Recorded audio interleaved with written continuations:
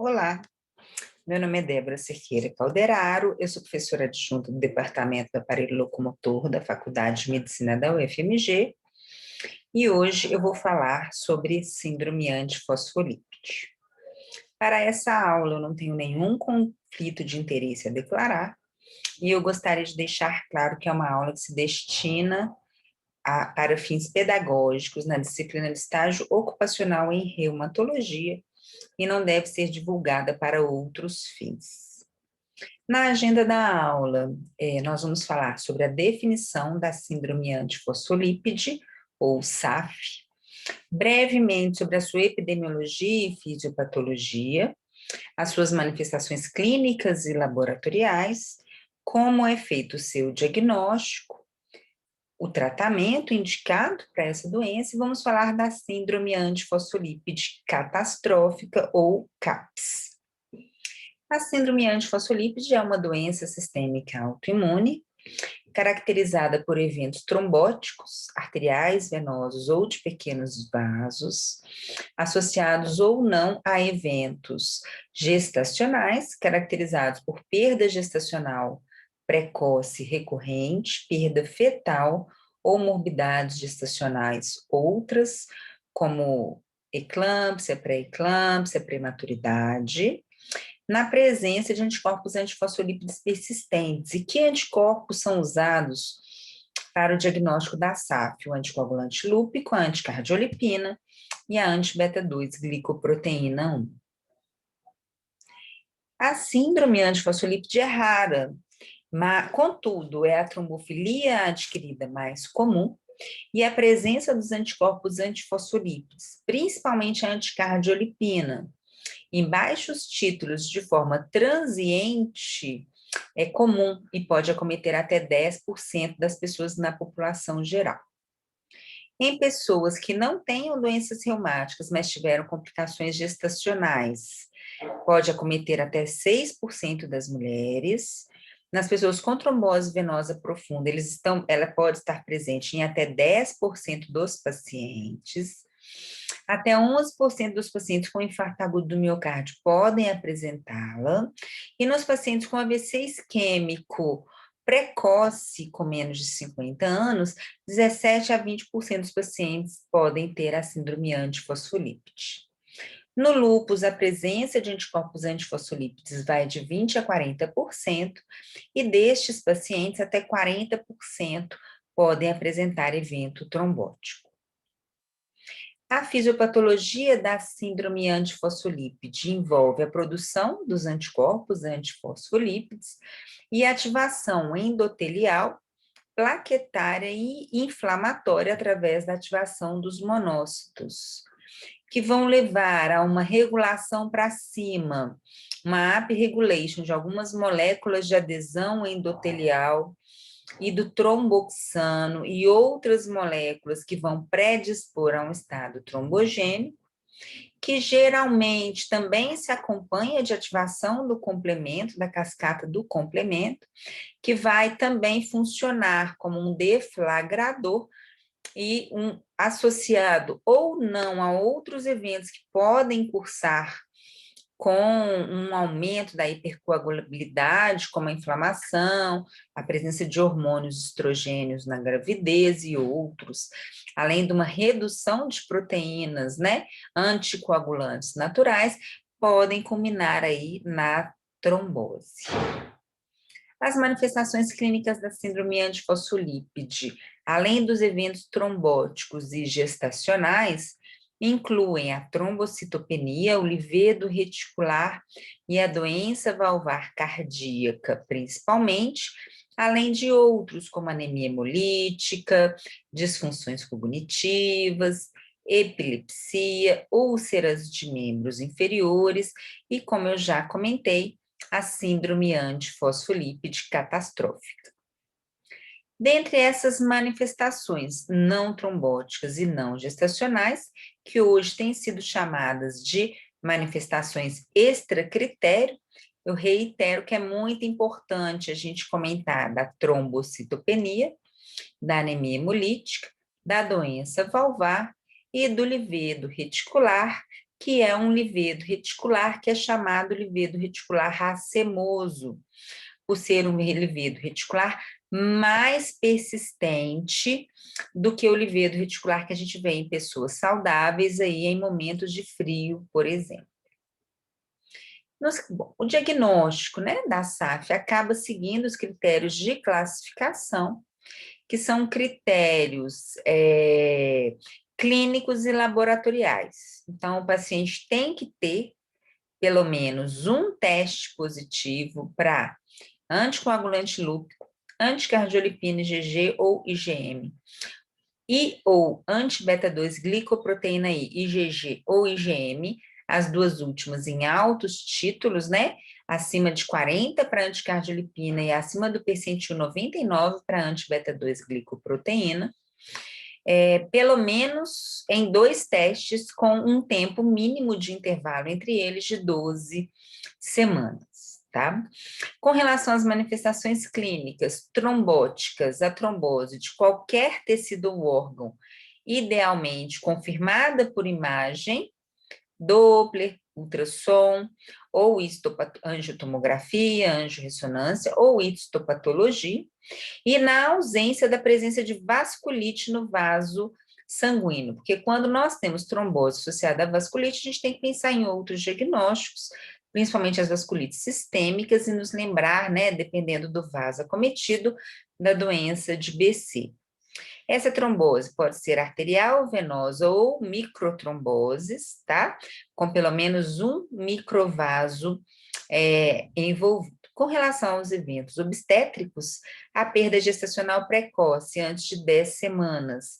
Para a gente pensar na síndrome antifosfolípide, a gente tem que ter pelo menos 3 episódios consecutivos e sem alterações hormonais, anatômicas ou cromossômicas que justifiquem. Tá? E perdas gestacionais mais tardias, né? Basta uma perda gestacional com um feto maior do que 10 semanas, de morfologia normal novamente. E a morbidade gestacional, que é valorizada para a classificação da SAF, é a prematuridade com o nascimento prematuro abaixo de 34 semanas, associada a eclâmpsia, pré-eclâmpsia grave ou insuficiência placentária grave. Com relação aos exames laboratoriais aos anticorpos antifosfolípides. O principal anticorpo antifosfolípide associado a eventos clínicos trombóticos ou gestacionais é o anticoagulante lúpico.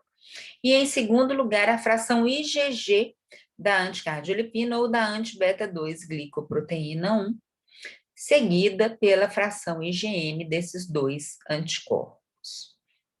A gente tem que estar muito atento, porque uma vez que o paciente teve um evento trombótico e a gente está disposto a pesquisar os anticorpos antifosfolípides, nós temos que nos lembrar que os anticoagulantes orais diretos, a varfarina, que é um inibidor da vitamina K, ou a heparina, podem levar a um teste falsamente positivo do anticoagulante lúpico.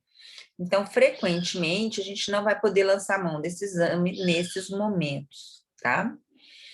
Com relação à SAF, tem uma outra questão que é muito importante a gente comentar. Existe uma definição de perfil de alto risco para eventos clínicos pela SAF, tá?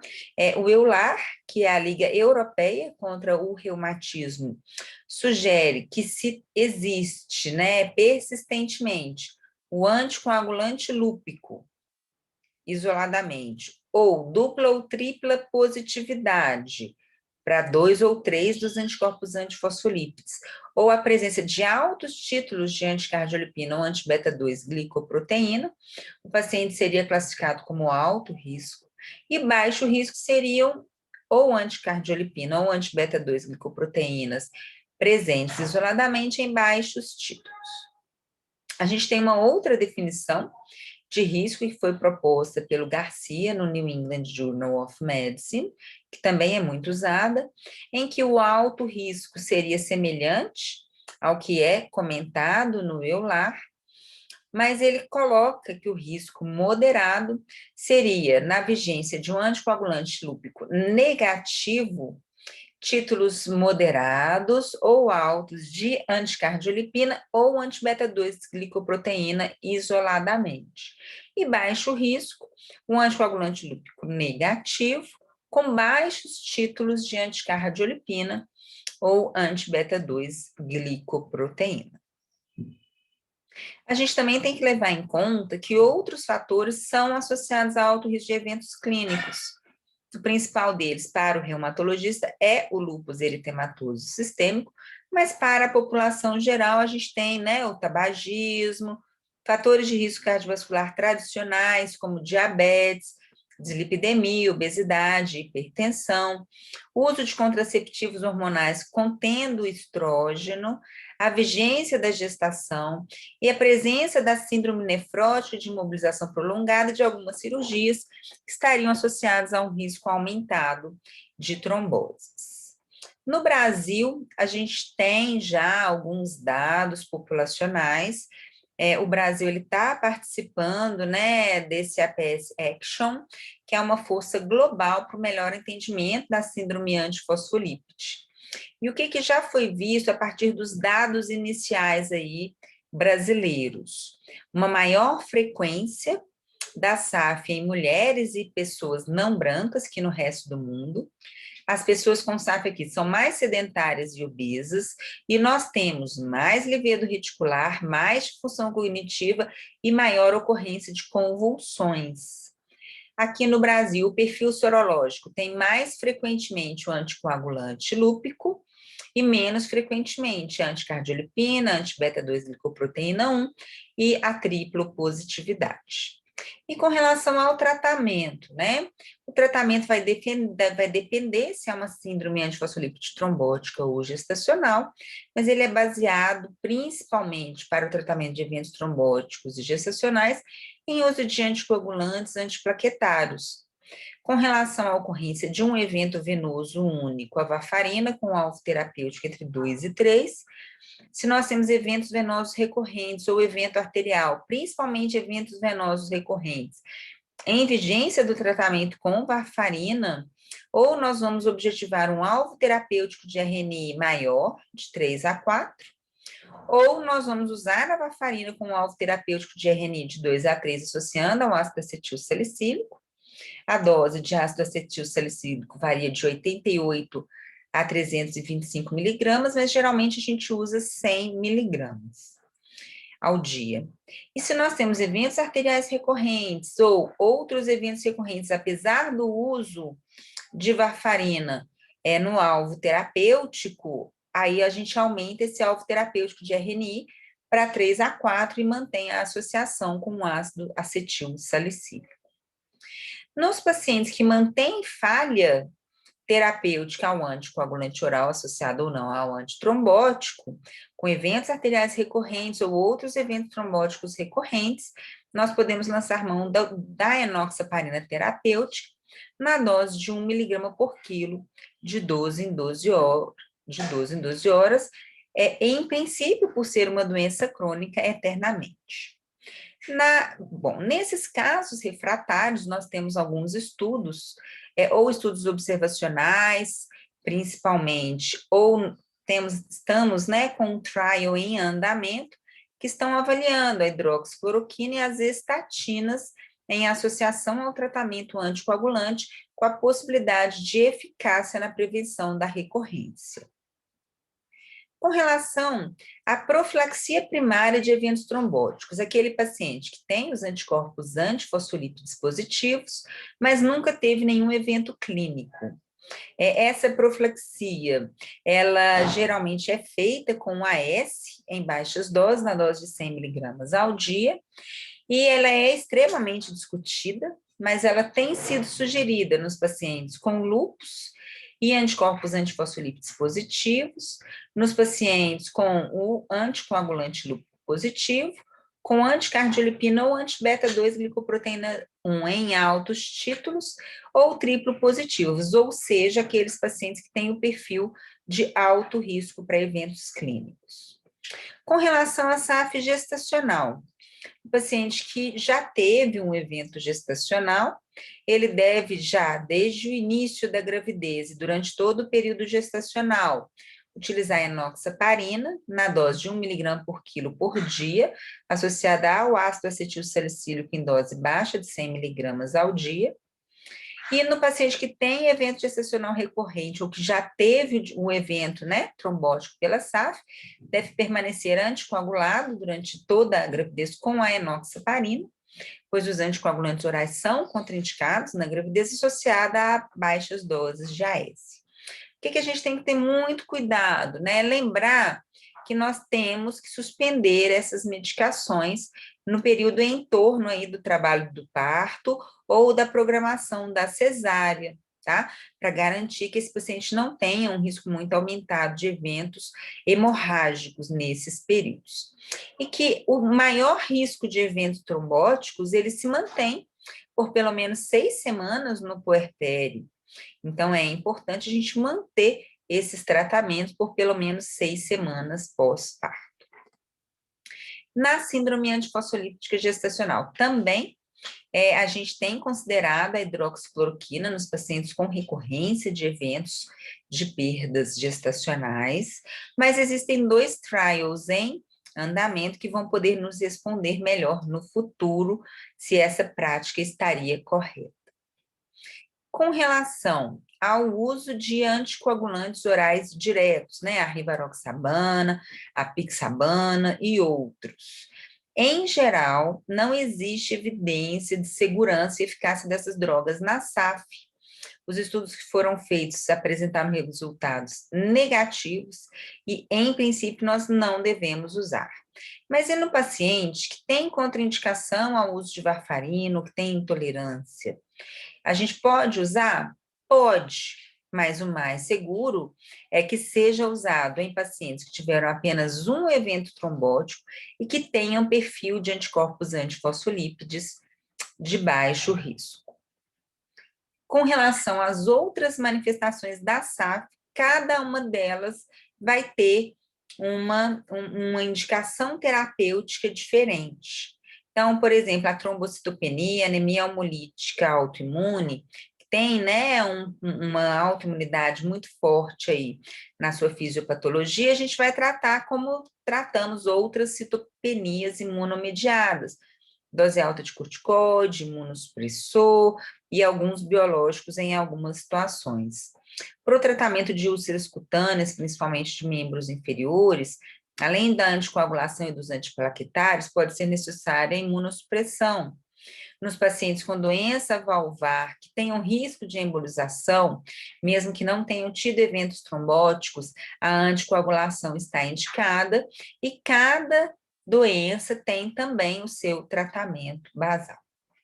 E a CAPS, né, a síndrome antifosfolípide catastrófica, ela é extremamente rara, ela vai complicar 1% dos casos de SAF, e sendo que a SAF já é uma doença rara, contudo, ela é extremamente grave. Ela é uma doença que se associa à falência orgânica múltipla por trombose e oclusão microvascular disseminada. Para a gente falar em CAPS, a gente tem que ter pelo menos o acometimento de 3 diferentes órgãos ou sistemas, num tempo de 1 semana, e o ideal é que se tenha uma confirmação por exames de anatomopatologia, por exames de biópsia, mas essa confirmação, ela nem sempre é possível. A mortalidade, ela vem caindo nos últimos anos, mas ela permanece alta em torno de 37%, e às vezes a CAPS ela é de muito difícil diagnóstico, uma vez que ela pode ser a primeira manifestação da SAF. Então, apenas centros de excelência, que incluem profissionais que são acostumados a ver a CAPS, é que geralmente fazem mais esse diagnóstico. A gente sabe que pacientes que têm lúpus e evoluem com CAPS vão ter um pior prognóstico, vai ter uma mortalidade maior. As manifestações clínicas são associadas às disfunções orgânicas, tá? E vão envolver disfunção renal, pulmonar, trombocitopenia, eventos cardíacos, disfunções neurológicas e lesões cutâneas. E na grande maioria dos pacientes, nós temos algum fator desencadeante, ou infecção, ou trauma, ou retirada da coagulação, ou a ocorrência de alguma cirurgia. O tratamento da CAPS, ele se baseia no tratamento do fator desencadeante.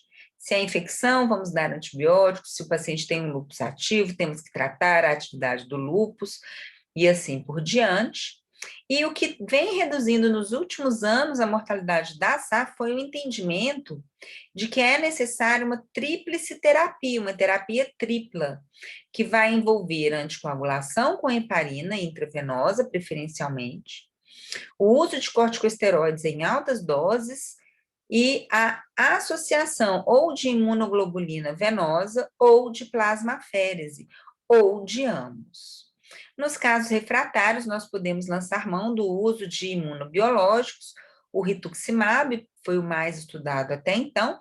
Ele é um anti-CD20, ele vai depletar linfócitos B, ou o eculizumab, que é um anti-C5A, é um inibidor dos receptores da fração, né, do complemento, que é o C5, que parece apresentar um papel muito importante na fisiopatogênese da SAF, principalmente da SAF catastrófica. O que eu gostaria de falar é isso. Muito obrigada pela atenção.